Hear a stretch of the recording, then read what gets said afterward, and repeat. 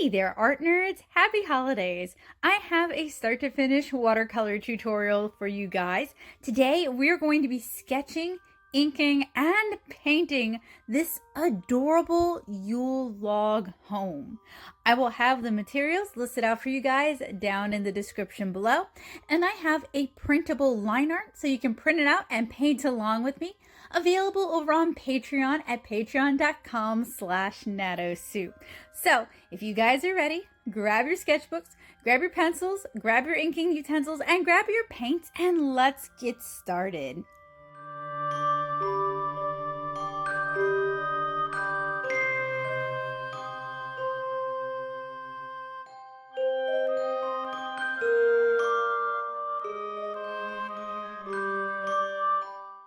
Over to the left-hand side, I have a thumbnail sketch that's going to serve as the inspiration for today's start to finish. So I have divided my blank sheet of paper into quadrants, and I am loosely sketching in everything in big blocky forms. Our log, the pinecone Christmas tree, what originally started as another pine cone but turns into a little snowman later on.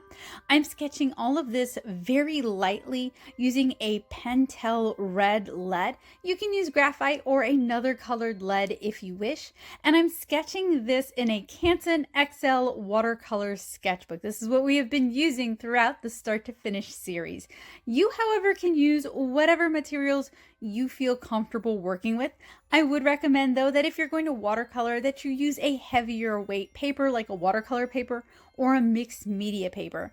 So once I have everything kind of loosely blocked in, I can start adding in and refining the details. I'm working using reference, so I have looked up pine cones, I have looked up Yule logs as in the cakes. I have also looked up snowy logs, logs covered in snow, logs covered in moss, so that I have this reference handy so I don't have to try to imagine or remember what it looks like. So I want this to be a very jolly and festive little holiday home. So I added in a couple of candles to light the way. We're going to use these as light sources later on. I am lightly sketching in a fir wreath on the little round door, and I'm also sketching in some little stepping stones leading up to the house.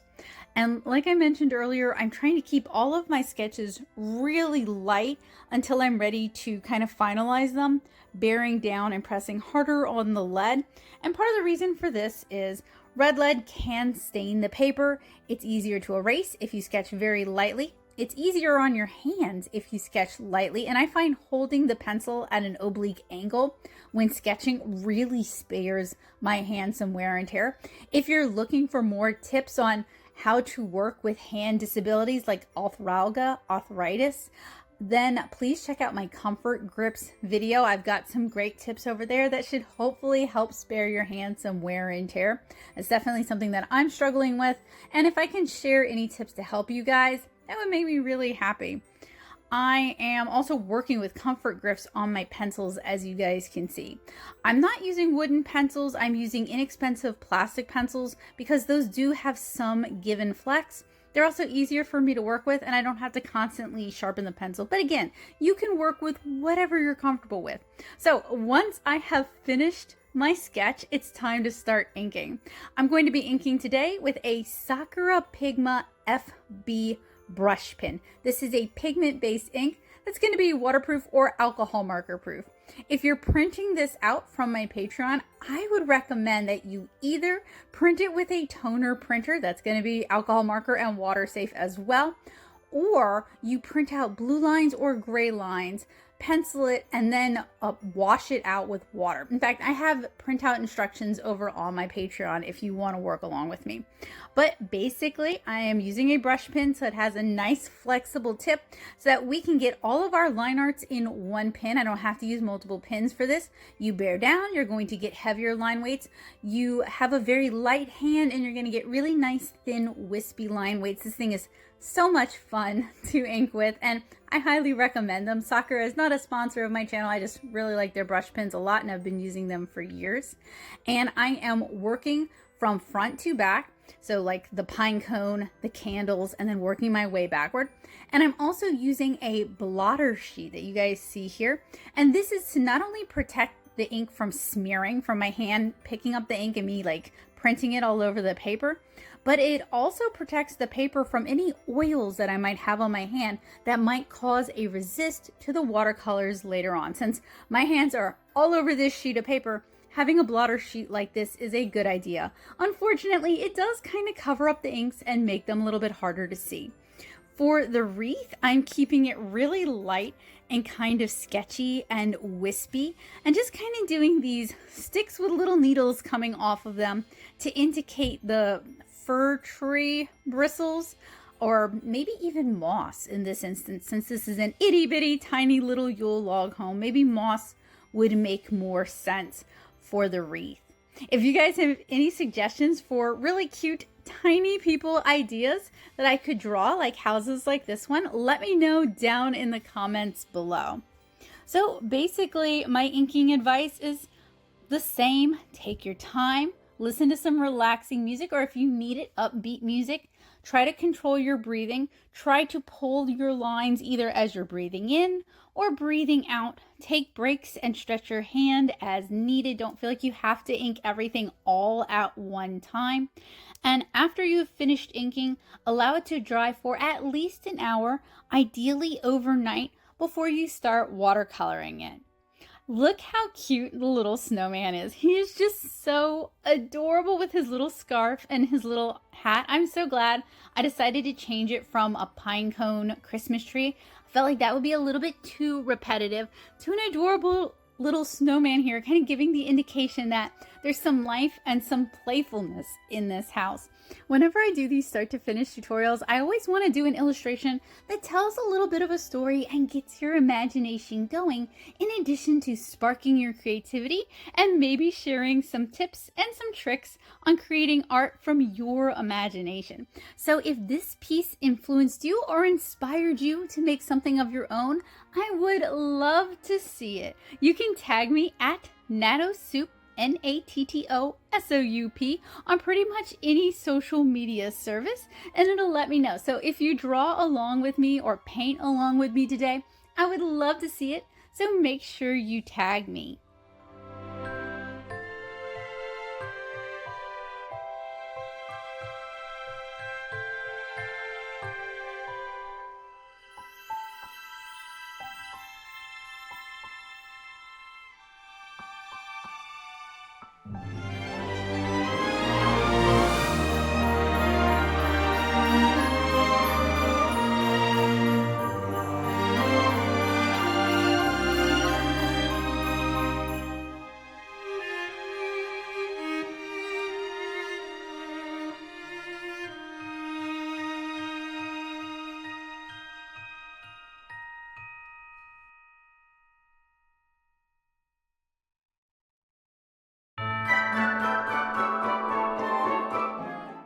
Oh my gosh, how cute is this tiny little house? So I allowed it to dry for an hour. I erased the red lead. I scanned it, and now I'm ready to paint it. And I'm working with this beautiful handmade ceramic palette. I will link it for you guys if you want one like it. It's from a small business that I found on Etsy, but unfortunately the name is escaping me right now, but it is perfect for these kind of illustrations.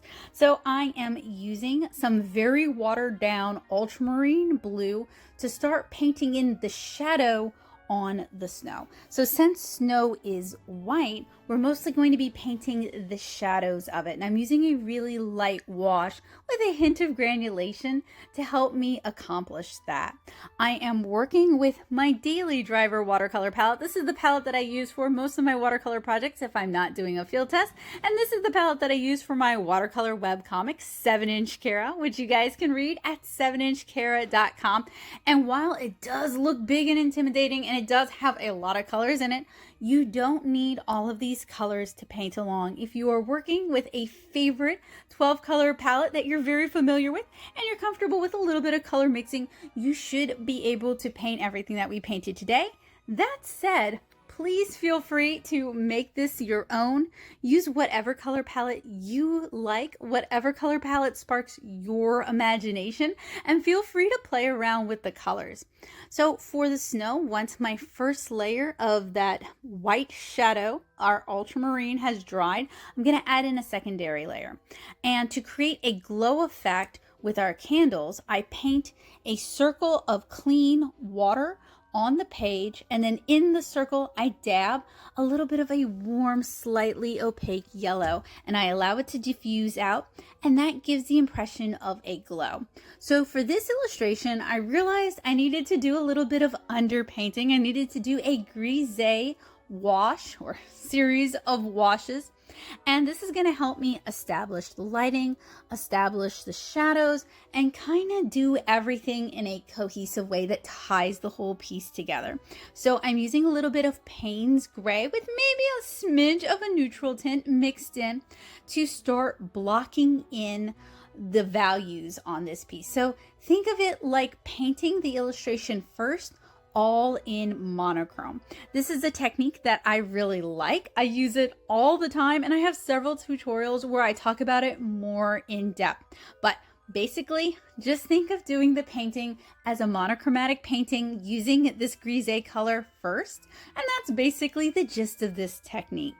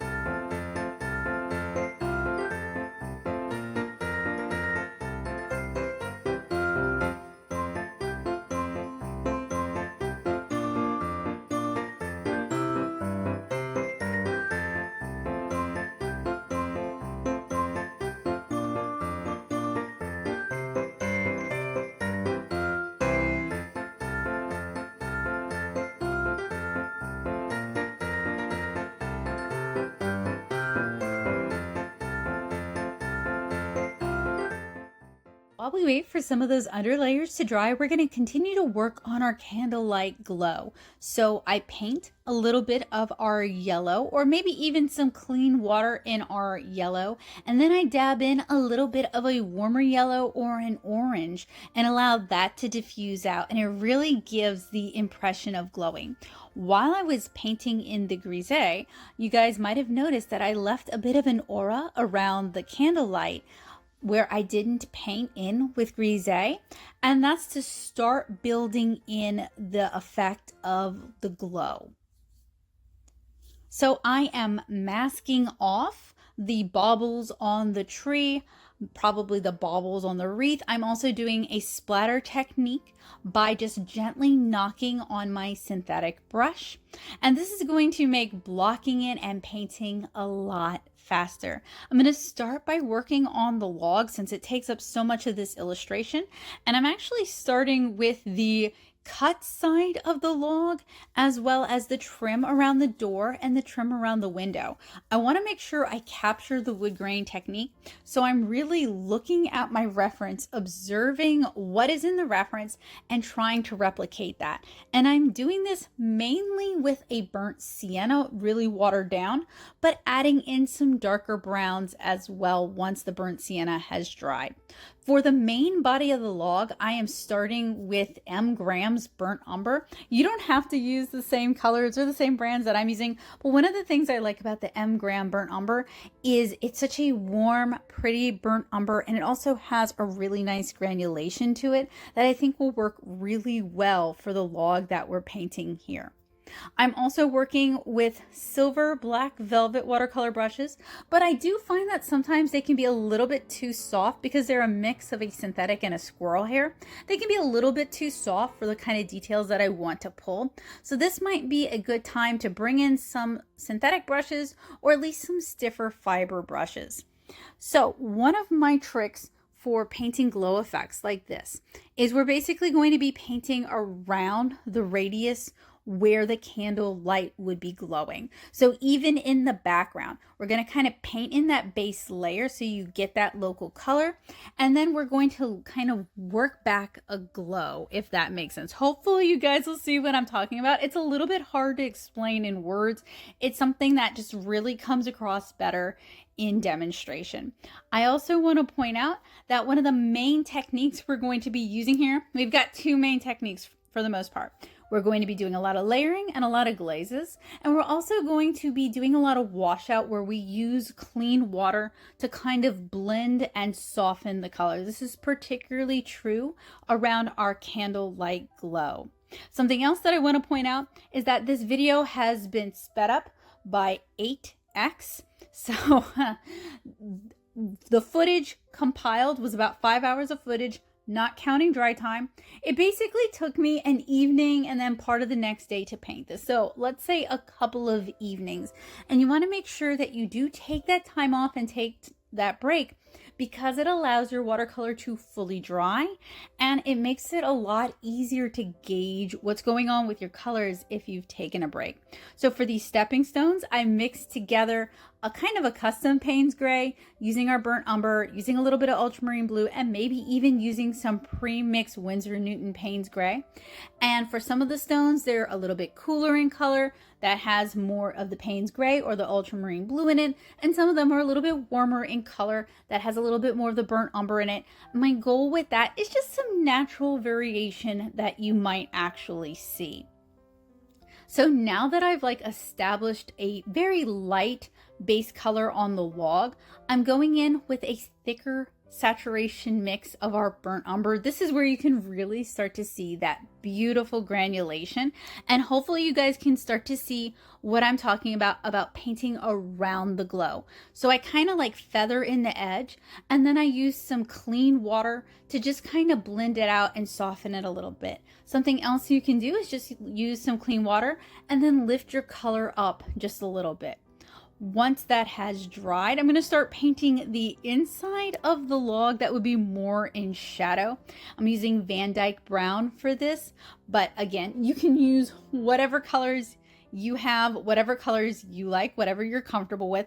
And I really want to capture that bark texture on the exterior of a fallen log. So I am heavily referencing this and I'm trying to notice things. And one of the things I'm noticing while still trying to keep it cute, kind of keep it demure, kind of keep it cartoony, is the texture of the bark. And I'm kind of painting it in bubble-esque rounded brush strokes, but I'm still trying to make sure I capture the texture of the bark.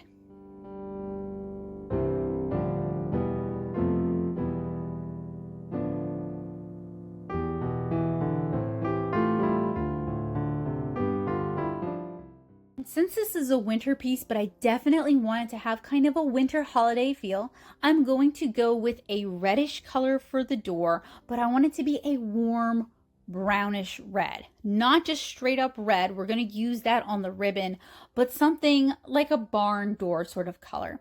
So this is a mix of alizarin crimson, naphthalide maroon, and emeraldine brown, which is a very reddish brown. You could achieve a similar color by mixing some dark umber, burnt umber with some alizarin crimson, and that would give you kind of a similar effect.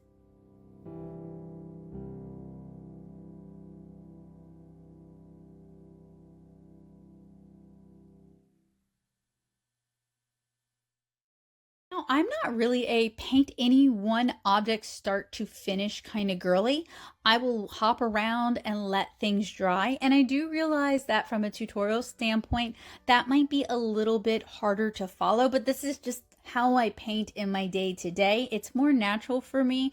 And honestly, if I had to wait for each thing to dry before I painted more on it, that would make my tutorials take forever to film. As you guys can see, I am trying to play around with shot choices, and some of them don't work so well, but it does demonstrate the ceramic palette that I'm using for this. So once the door has dried, and I'm actually kind of bracing my arm, I'm using my other arm as a bit of a bridge to lift my arm up while still supporting it. And that way my wrist and my hand isn't dragging in wet paint. I can start adding in details on the door and kind of continuing the glow effect that we have going on with the candles.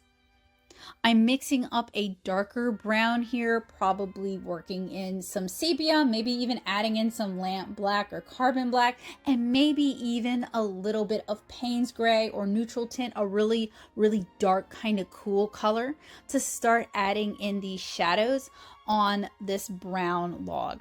So this isn't necessarily as involved as some of my other watercolor tutorials here on the channel. I find that cotton rag paper doesn't really take really complicated watercolor techniques with loads and loads of layers super well. So I do try to keep it pretty simple and straightforward, but hopefully that makes it a little bit easier for you to paint along with me if you're newer to watercolor. I love illustration, and I want to share my love of comics and illustration with other people, and I love watercolor. So I thought, what better way to share this than showing the entire process from start to finish and hopefully inspiring you guys to draw and paint along. So I am mixing up, this is going to be kind of a grayish color. So at this point I'm referencing the pine cone, and I noticed that the very edges, let's call them the petals of the pine cone, those look to be a little bit grayer than the interior of the pine cone. So I thought, let's use this to our advantage. So I've done an underpainting of the gray, and now I'm kind of doing a little bit of negative painting in that I am leaving most of those petals still a lighter color while adding in another layer of the gray. Again, kind of working around the glow of the candle to maintain that illusion of the candlelight, like lighting up the area and kind of entering and affecting the view of those who are looking at this illustration. While that's drying, I'm adding in some more shadows using kind of a more evaporated version. This is what I mean by time is our friend. Often with watercolor, it can saturate our colors for us through evaporation. So I'm utilizing the somewhat evaporated darker red to go ahead and add some more details to the door. And while I was doing that, the grayish color on the pine cone mostly dried. So now I'm going to start working in some brown. So some Van Dyke brown and some sepia brown, and kind of painting the interior of the pine cone. And having masked off the baubles first makes this really easy. Now, you can use clips to help hold down your pages if they start to buckle on you. I am using Chinese watercolor weights. I love these things. You guys see these in a bunch of my videos. They get a lot of use. If there is one under celebrated tool that I would recommend, these are definitely one of them. So this whole time I definitely thought I kind of wanted to paint a circular background. I wasn't really sure what. Finally, I decided to kind of go with a nighttime sort of vibe and really showcase the splattering we've done with the masking fluid. So I have here a purple. It's a combination of like Imperial Violet, which is like a granulating purple, with some dioxine purple, with probably some neutral tint. Basically, I just wanted a dark, rich, purple-y nighttime sky sort of color. It doesn't have to be super specific. So for the big bow in the background, I created a fairly watered down wash of scarlet red, and I'm starting to paint in that red on the bow, and I'm trying to make sure I leave a lot of sort of highlight where the light would be hitting the satin ribbon and kind of reflecting off of it. Not only is that going to give the viewer a better idea of the form of the ribbon, but it's going to add a little bit of vibrancy, it's going to add a little bit of playfulness, and it's going to help sell the illusion that the candles are actually adding some light to this scene. So once that layer on the ribbon is dried and the paint in the palette has dried significantly, you might have noticed, so it's saturated itself for me, I'm going to add in another layer. I've also mixed in some alizarin crimson, so we're moving a little bit cooler for our shadows, and that's also going to help give the illusion that this is more in shadow. Cooler colors seem to appear further away from the viewer, and warmer colors seem to appear closer to the viewer. So referencing my shiitake mushrooms, I also looked up what shiitake mushroom logs look like. I am trying to kind of replicate not just the color, but kind of the pattern on the mushrooms themselves. This is one of the delightful things about doing illustration and even cartooning is even if it is cartooning, even if it's a bit of an abstraction, I love referencing things and seeing how things really look and working that into my art. So for the mushrooms, the main color is that beautiful burnt umber from M. Grams with that granulation that works really well for these mushrooms. But I'm also going to start working in some Van Dyke brown. Van Dyke brown.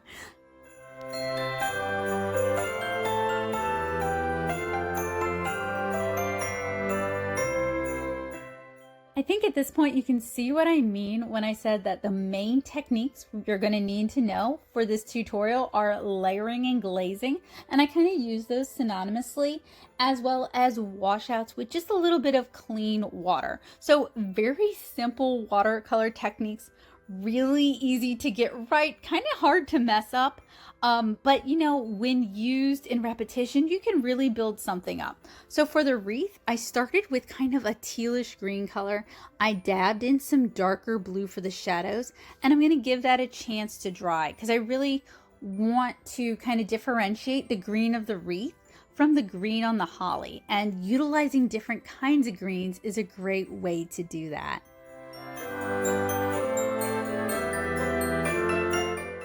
So speaking of the green on the holly, I'm using a hooker's green for this. I wanted to keep it brighter than the sort of evergreen green on the wreath, but also still have it cooler and not overly bright and fresh and vibrant. I'm going to kind of echo this in the candles here. I start with the hooker's green, and then like about halfway through, maybe a little further than halfway through, I dab in that blue green, and this is going to kind of give us the feeling that these candles are lit by the candlelight, but there's also a really strong shadow where the candle kind of blocks the light from hitting the candle itself, if that makes sense. So we're not finished painting, but it's definitely time to remove the masking fluid. So you want to wait until your paint and your paper is completely dry. I am using a masking fluid frisket to help pick up my masking fluid. You can find these at Dollar Tree. I love these things. They make it so much easier. I'm going to do a little bit of touch up, filling in the areas that maybe I had misapplied my masking fluid or it got kind of out of control. Just a very easy fix, and it's easier to do this now before we actually paint the objects that we had masked off. I'm also going to use this opportunity to add another layer, maybe alizarin crimson mixed with some naphthalene maroon to our red ribbon. And I'm also cleaning up, well, actually I'm lifting up some of the green from the wreath so that I can kind of create a little bit more tone, and it's super easy. A little bit of clean water, let it sit, and then dab it up with a paper towel. If you want to lift more, you can use a synthetic brush and scrub at it a little bit, or you can use a scrubber brush to lift it up a little bit more. But I just wanted to lift it up just a little bit so that we have a little bit more depth on the foliage in the wreath so that it doesn't feel so flat and kind of just one-dimensional. Added in a little bit of kind of scarlet red, wet into wet in the center of the candles. So I wet the candles again, either with clean water or with an orange, and I dabbed in the red and I allowed it to diffuse out. So I decided to go with a bright red for the decorations on the pinecone tree. These are probably berries, maybe even holly berries. And I find that reusing elements this way kind of helps with the storytelling. It reinforces the world building and it reinforces the storytelling rather than trying to think up excuses for why I'm doing certain things. So to add a little bit more dimension to the wreath, I am going in with a green hued neutral tint. I collect neutral tints. I'm weird.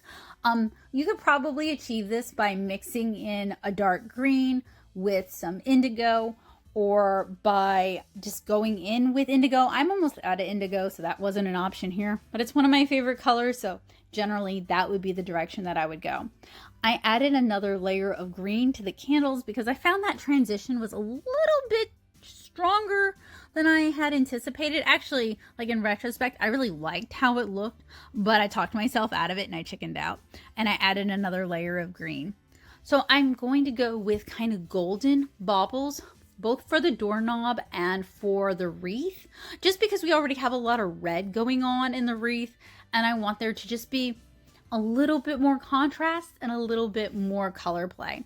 I'm also trying to develop the shadows on the log, so I've probably mixed in some purple with one of the browns with some lamp black just to get it just a little bit darker and a little bit more intense. So to achieve the gold, I start with a really light wash of yellow ochre, and then I start adding in a little bit of Daniel Smith's Queen Gold. This is a little bit cheating because that color is so perfect for this. It makes painting golds and brasses really easy. It's also a good option for painting blonde hair if you don't want to go just like straight up yellow.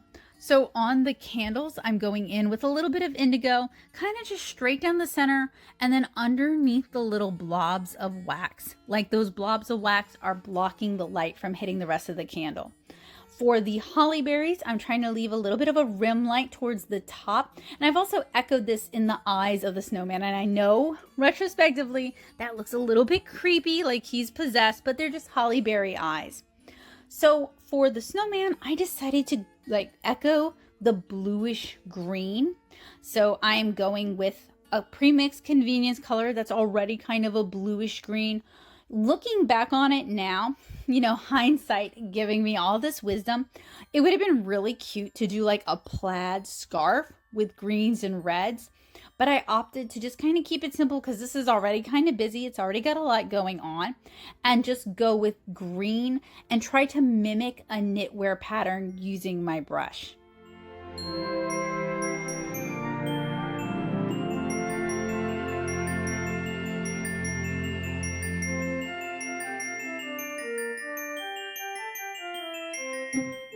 At this point, you guys can see that this is really coming together. Mostly I'm just going to be kind of finessing the colors a little bit, adding in some shadows, kind of working that form so that things feel a little bit more volumetric. You can finish up whenever you're ready, whenever it looks right to you. Then it can be finished. You get to decide when you're done, but I wanted to kind of keep playing around with it, developing the values. Everything's mostly blocked in, but it still didn't feel quite right, and there's still a few things that I'd like to try. So for example, I wanted to get a little bit of color movement because the reds felt really static. So I'm using a spray bottle of clean water and I'm spritzing the paint. And since this is a lot of watercolor paint just kind of sitting on cellulose paper, it moves very readily. I also splattered in some of that kind of purple color that we mixed for the background, and I spritzed it with the clean water bottle just to kind of get some of that color echoed on the ground of this illustration. I don't know why, it just felt better than having the white of the page. It felt a little bit more considered and a little bit fuller.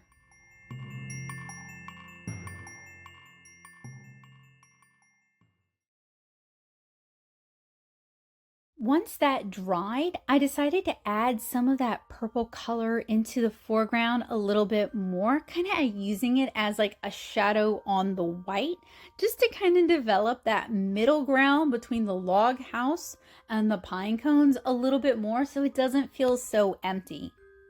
I also added it to the blue of our snow, like the snow shadows, just to kind of tie everything together a little bit more and make this feel a little bit more cohesive. In general, that's what I use grise for, but I opted not to do a grise on top of the snow because at that point I was still kind of trying to figure out if I wanted this to be a nighttime scene or a daytime scene and how bright I wanted everything to be.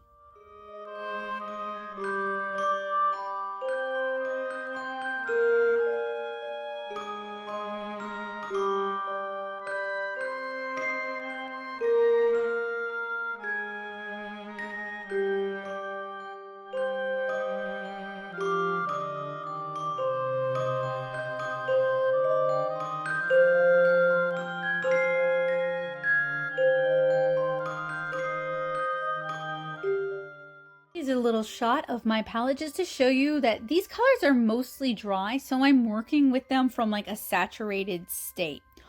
When my paper is dry, I can start removing all the little flecks and splatters of masking fluid using my masking fluid pickup, and this is going to give kind of the impression of falling snow.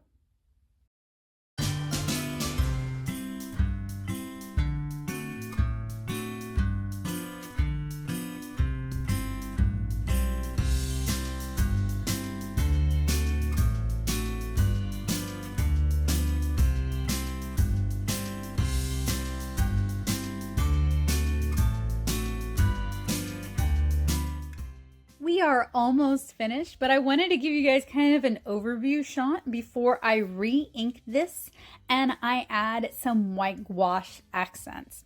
So I'm re-inking with the same brush pen that I inked to begin with. I'm going to move my palette aside and make room, and now is definitely an important time to bring out that blotter sheet.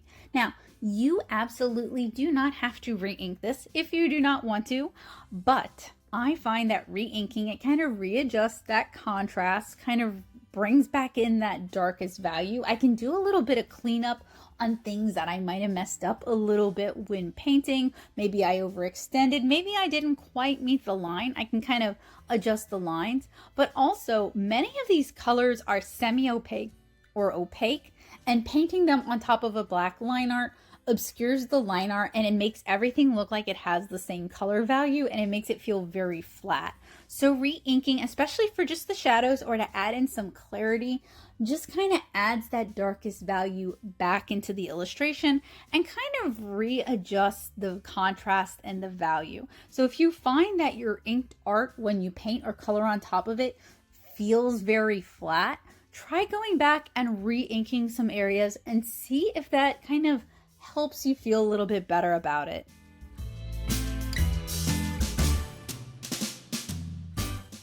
Now it's time for the white gouache, so you know we are reaching the finishing stages. And one of my regrets about this illustration is that I didn't draw in more snow. Now, with the white gouache, is a perfect time to fix that. So I'm just gonna add little piles of white snow on top of some of the petals of our pine cone, on top of the log itself. I'm also going to kind of use this to add highlights to the snow and add highlights to the bricks and just basically anything that needs a little bit of a highlight. But this is a chance for me to add more snow into the illustration. So I have a confession to make. You guys know I live in Southeast Louisiana. We like never get snow. We get snow like once every 10 years. It's really rare. And while I lived in Nashville for a long time and we did get snow, snow is not part of like my mental library the same way rain and sunny days are. So I can't believe I forgot to draw in the piled up snow from the beginning, but you guys see how easy it is to add in some very cute snow using some gouache. I'm also going to use a little bit of ultramarine blue once our gouache is dried, and I'm going to paint in the shadows on the snow so that it blends in with the illustration better and it looks more intentional. It doesn't look like, whoops, I forgot to paint snow. Let me paint some snow. So something I love about gouache is that it makes it easier to adjust watercolor paintings. You can not only fix it, but you can use gouache tinted with watercolor to add a highlight to something or to adjust the line work on something. Or sometimes if you can't get a color dark enough with watercolor, switching over to gouache can help you get it darker. Now, to make the snow look even more intentional, I'm just going to add a little bit of a scalloped line art to the bottom of it, just to kind of tie it in with the rest of the illustration. And then, of course, I need to add some more snow by splattering some white gouache all over it. And here we have it, a really cute wintry holiday illustration. You can change the colors however you like to suit whatever holiday mood you are going for. I will have the line art available over on my Patreon at patreon.com/natasoup. It is available to my patrons. I have a big library of printable line arts. If you just feel like coloring or painting along with me, you can find them over on Patreon. And I want to thank you guys so much for hanging out with me, for painting along with me today, and for hopefully allowing me to share some of my inspiration with you guys. Whatever holidays you celebrate or choose not to celebrate this year, I wish you a safe, merry, and warm winter time. May the next year be kind and gentle to all of us, and I hope to see you guys again soon. Have a wonderful day, guys. Bye.